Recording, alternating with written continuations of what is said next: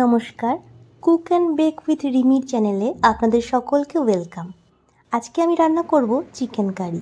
তবে এইভাবে চিকেন রান্না করলে যারা চিকেন গন্ধের জন্য খায় না তারাও কিন্তু অনায়াসে খেয়ে নেবে। একবার এইভাবে রান্না করে দেখতে পারেন।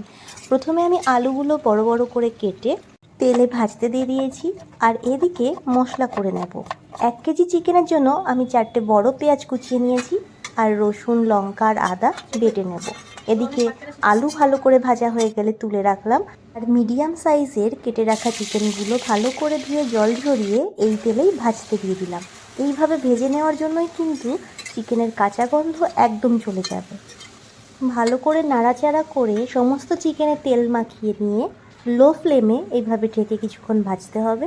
যখন চিকেনের কালার চেঞ্জ হয়ে এরকম হয়ে যাবে তখন চিকেনগুলোকে যতটা সম্ভব তেল ছেঁকে একটা পাত্রে তুলে নিলাম।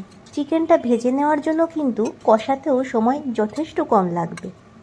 চিকেনের থেকেও খানিকটা তেল বেরোয় বলে তেল খানিকটা বেড়ে গেছে, আর ভাজা চিকেনের ফ্লেভারটা মিশে আছে বলে এটা খেতে আরও ভালো লাগবে। ওই তেলেই আমি গোটা গরম মশলা আর তেজপাতা ফোড়ন দিয়ে দিলাম। তার মধ্যে কুচিয়ে রাখা পেঁয়াজটা দিয়ে ভালো করে লাল লাল করে ভেজে নেব। পেঁয়াজ যাতে পুড়ে না যায় লো ফ্লেমে এটাকে ঢাকা চাপা দিয়ে ওদিকে আমি ভেজে রাখা চিকেনটাকে ম্যারিনেট করে নেব। ম্যারিনেশনের জন্য 1 বাটি টক দই নিয়ে নিয়েছি এবং তার সাথে পরিমাণ মতো নুন, জিরে গুঁড়ো, ধনে গুঁড়ো আর অল্প গরম মশলা, রঙের জন্য অল্প একটু লাল লঙ্কার গুঁড়ো দিয়ে ভালো করে ম্যারিনেট করে রেখে দেব।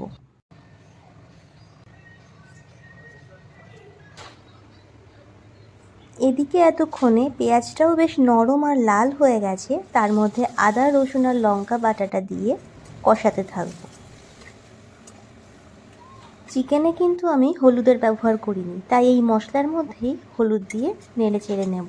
এরপর একটা বড় টমেটো পিউরি করে এতে ঢেলে দিলাম। যেহেতু দই দিয়ে ওটাকে ম্যারিনেট করা রয়েছে তাই জন্য টমেটোর পিউরি বেশি ব্যবহার না করলেও চলবে। মশলা থেকে যখন তেল বেরোতে থাকবে তখন ভেজে রাখা আলুটা এতে দিয়ে আরেকটুখানি কষিয়ে নেব। আপনারা যারা আলু পছন্দ করেন না তারা এই রান্নায় আলু দেবেন না। আমরা আবার চিকেনের আলু খেতে খুব ভালোবাসি, তাই একটু বেশি পরিমাণেই ব্যবহার করেছি।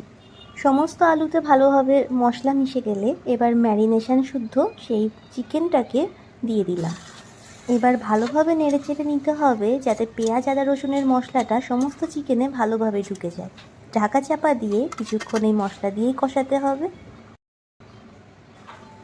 চিকেন থেকে তেল ছাড়তে শুরু করলে বুঝতে হবে কষানো প্রায় হয়ে গেছে। এই সময় স্বাদ বুঝে চিনি আর নুনটা অ্যাডজাস্ট করে নিতে হবে।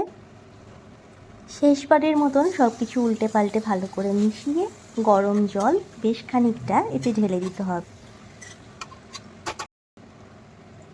এটা যেহেতু কষা নয় কারি, তাই জলের পরিমাণ বেশ মাংসগুলো ডুবে যাওয়া পর্যন্ত দিতে হবে।